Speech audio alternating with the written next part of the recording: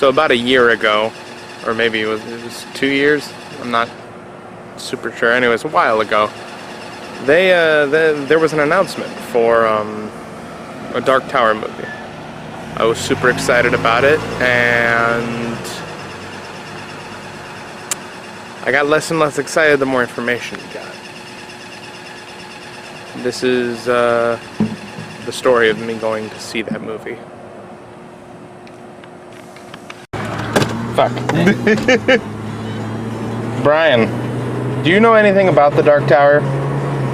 No, aside from the previews that I saw. Okay. So, what are your hopes for this movie? Well, seeing as I've already heard you rant about how bad it's going to be, not crazy, but I'd like to see something. The one thing that I have any hope for is the action sequences. And this is someone who's read the books a few times. The only book I haven't read is the last one, and that's because every time I pick it up, I'm like, I don't want the story to end. But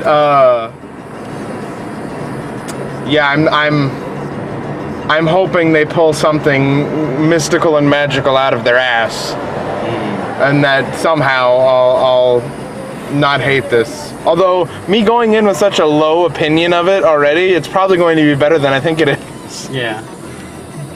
You know. Oh God.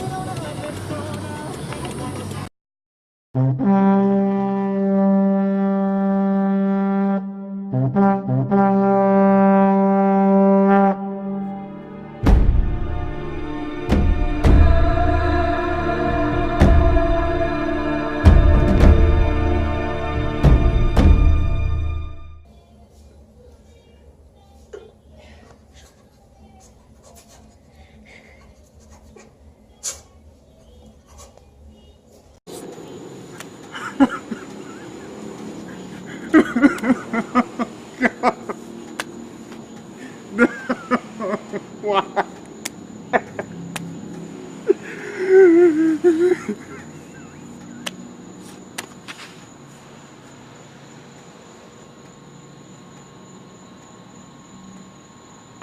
Hello everybody, I'm Aaron and Bryant from Table Knights Entertainment, and joining me today is a very special guest. Hey Dad. Never forget the face of your father. Never! And if you don't know where that's from, we are going to be talking about the movie The Dark Tower today. Into the movie, I would like to say that Stephen King, his most epic tale was The Dark Tower. And kids, read the books. Great series of Please books. read the books. All that being said, and I completely agree, this movie, it would have been better if it was just completely awful. Because then I wouldn't have hoped for anything, and my dad and I feel the same way about what happened in the movie. It was, right from the start, it was almost okay for about the first hour. There was a surge. Yeah, it was the surge of hope. So this isn't about race, but it is about race, because there's a lot of themes in the book that have to do with Roland being a white male and one of the other characters being a black female. They took her out, so in the end, that didn't make as big an impact as it could have been. But even then, Idris Elba's too beautiful to be Roland. And then there's another issue. And that other issue is, if they are making this a series, and this first movie was only the Gunslinger book, then okay, they have not yet introduced Susan. But when they do, if they do a second movie and they introduce Susan, that entire racial dynamic will be gone. For one. Two, there was a lot that they did with Roland that just completely ruins his character. But that's a different point. We're talking about casting. On to Jake. We've talked about Roland. Jake was too old. If they're doing an entire series of movies based on the books, by the time they reach the end, the actor will look like a man, and he's a boy. A 9-year-old So I kid don't in have a the problem. books. I don't have a problem with the way that Jake acted. I have a problem with the fact that they casted such an old boy. They casted a teenager instead of a boy, and Jake is a boy in the beginning. And if he had been younger, he would have been perfect. It was very well done by that kid. Actor did a great job. He was just too old. Yeah. So let's move on to Matthew McConaughey. Matthew McConaughey is probably my favorite part of this movie. Because you don't get to see him in a lot of bad guy roles, for one, and two, there's a lilt to his voice that actually makes him feel like the Man in Black from the books. Because there's a way that the Man in Black in the book speaks, and I feel like Matthew McConaughey does that pretty well. I don't disagree. I thought he did a fair job. I don't know that I got enough evil from him though. I don't know. I think that was more of a directing thing than it was Matthew McConaughey. Because he was very suave, he was very smooth looking, which the Man in Black was supposed to be up until the parlay scene, which they didn't do that, but again, we'll talk about that later. Yes, so we're still on casting. So I mean that's basically those are basically the main characters. So right. So we can move on from this point. Casting, not terrible. I give it 3 bullets. Yeah, I would say 2.5 because of the black, white, and age thing. The acting. All right, so we're moving on to acting now. I would say that the acting was very well. I think that the acting was done very well. It was not the actor's fault. The actor sucked. I think that the lack of Roland speaking in high speech, the fact that one time when they said "thank you, Sai," I did like the fact that McConaughey said magics because that's the way it was written.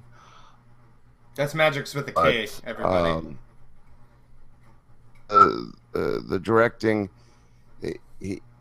Ron Howard, I think, failed to capture. We're still on acting. That's its own bag of chips. Directing is part of acting, and I think that Ron Howard failed to capture the essence of the characters. Yeah, I didn't feel like any of the characters were completely who they were. The one point of directing I will give to Ron Howard is in the situation where Jake is older and has lost his father, which in the books that didn't happen. In that situation, and he's an angry child, I believe it was directed well. When Jake punched the kid in the way that he acted, he wasn't a little bitch. He was a character who could defend himself and take care of himself. He wasn't super powerful, and he couldn't contend with, half the things in the book. But you knew from, the first 20 minutes that he wasn't just a little bitch and meant to be there to be a burden to Roland. Right. Other than that, though, I mean, Roland without his high speech is like frickin' Scarface without an AK. It doesn't make any sense. Or cocaine, I guess, is a better. Let's move on to set design and costumes. All right. It was complete. Look, Roland's parka, gun belt,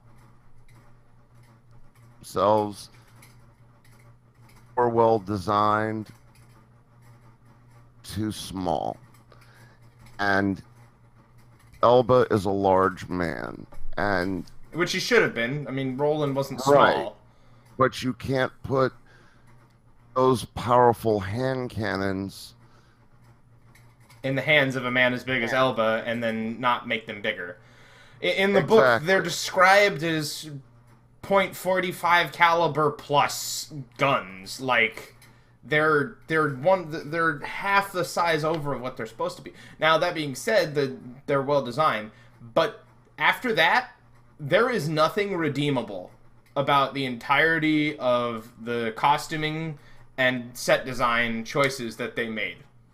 And Um, they never put a hat on him. So the Western feel was half-assed. I didn't feel It was any not Western from completely it realized. except from when Roland was shooting his guns. That was the only time I felt any Western interjection. Otherwise, it felt like a sci-fi flick, which is also wrong. There's sci-fi in the Dark Tower, but there's this sense of mysticism that has to be there for it to be the Dark Tower. And it just Yes, wasn't there. and the set design of the worlds. I mean, they showed all of what 2 minutes of desert when the desert is vast, and they spent a long time crossing the desert. You did not get the feel of that. There was minimal desert. Not feel like a world that had moved on. It did not look like a dead world. It looked too normal. It did not look normal. It did not look ancient, and the Thinnies themselves looked like intentional events. And the Thinnies were one way, where just the monsters and demons were coming through. And sure, there's only so much that you can do in a movie, but that's why you have movies with environments that tell stories. There are plenty of examples of movies that with environments that tell just as much story as the actual movie does. And that's what set design is for. And that's part of what made The Dark Tower so great as a book.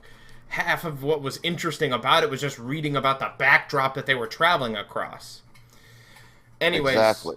moving on Now, from that. I will say that one of the things that, I mean, I guess this is moving into story.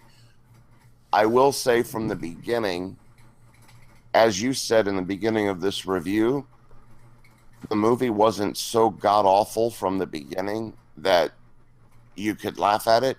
The fact that they used the number 19, which happened to be the age at which Stephen King began writing this saga, and it took him basically 40 years to finish, but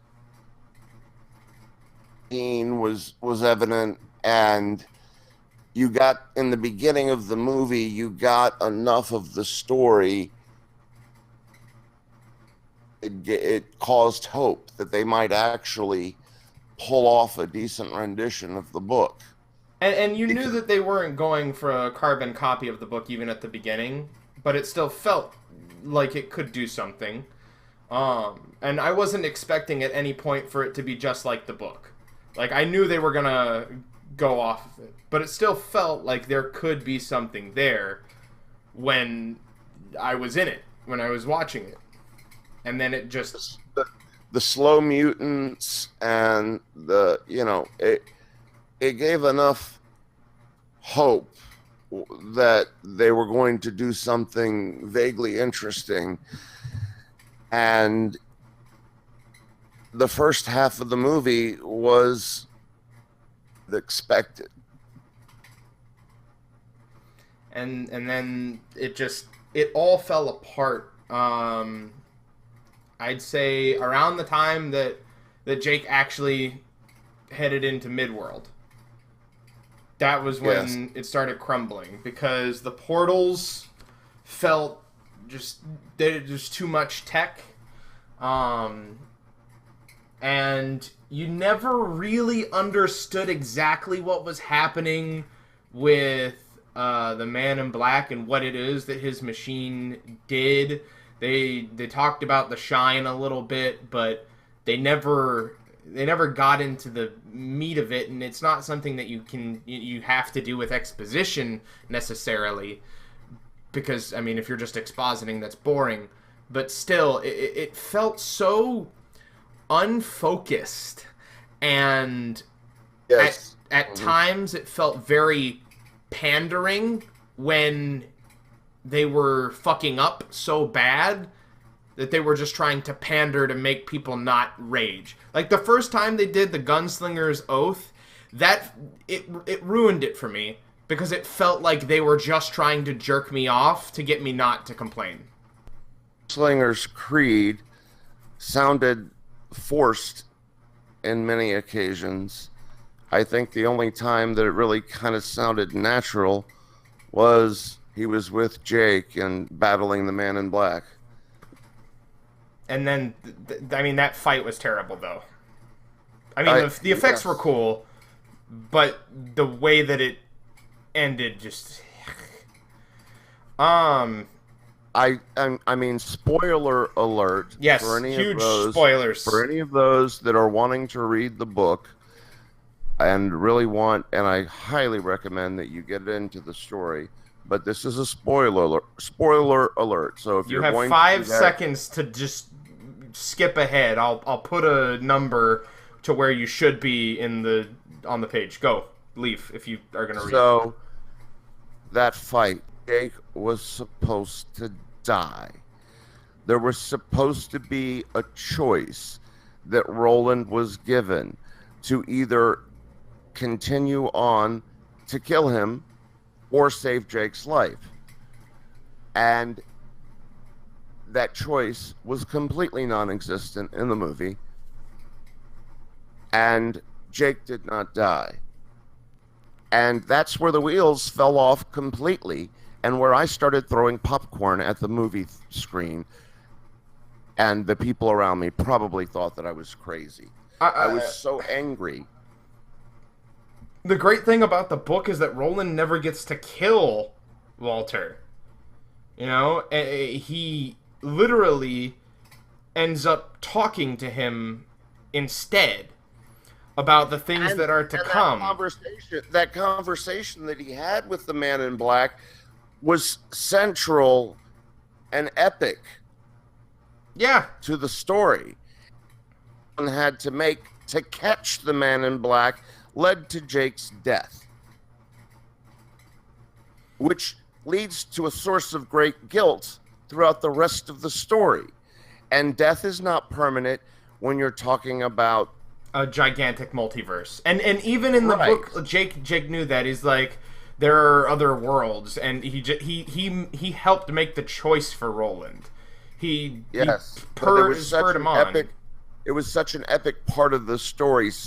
It was the central part of the first book, and they completely screwed the pooch on that and totally fucked it up. They turned it into your basic ass fucking bitch Hollywood happy action bullshit fucking pansy ass cockaninny ending.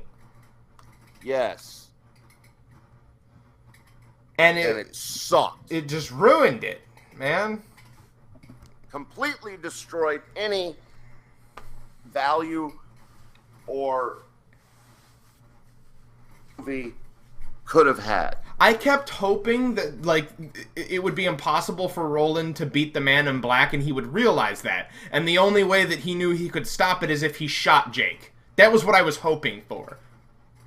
Because that would have been amazing. That would have... That would have probably made it a little bit worth it, almost. Make the entire fight scene about Roland firing off as many bullets as he possibly had while the Man in Black picked them out of the air until he shot one and ricocheted into the Man in Black's skull. Cheesy and Hollywoody. I want to puke.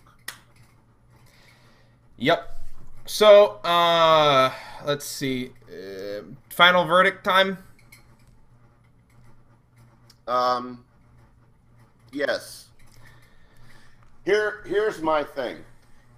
if the Dark Tower, if the first movie was only meant to be the first book, The Gunslinger, then if they fire Ron Howard and they get somebody who has some inkling, some understanding of the greater story that is the Dark Tower, there may be some hope for future movies, and they will introduce Susan and Eddie, and maybe they could make something out of this. I don't see any hope for this as a movie franchise, and it had potential in the beginning, and they fucked it up so bad in the end. Ron Howard should die of his father and should shove a 45 up his ass and pull the trigger. I don't think that Ron Howard should do that. I mean, he's done good work. Yes, he didn't do great on this, but there's times when directors have been shoehorned into doing certain things. For all we know, it may not have been his fault. The studio could have said, nope. Maybe it was the producer. Yeah, the producer's fault. The studio could have been like, nope, Ron, we gotta make this a happy ending. Sorry. But a final verdict here on the Naked Truth. It's a clothing-based system, so I'm going to give it full snow gear. Bullets, it gets half. A half a bullet.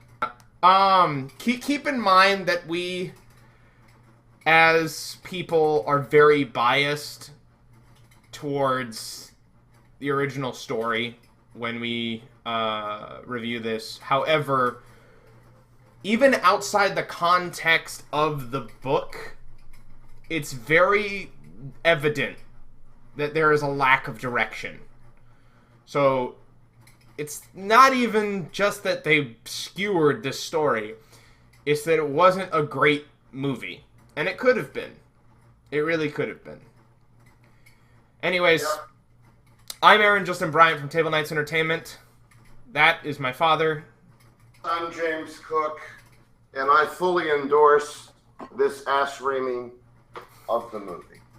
And from all of us here at Table Knights Entertainment, roll on. And please, never forget the face of your father. Thanks for watching. Don't forget to like, comment, subscribe, donate to Child's Play and Game Changers. And from all of us here at Table Knights Entertainment, roll on.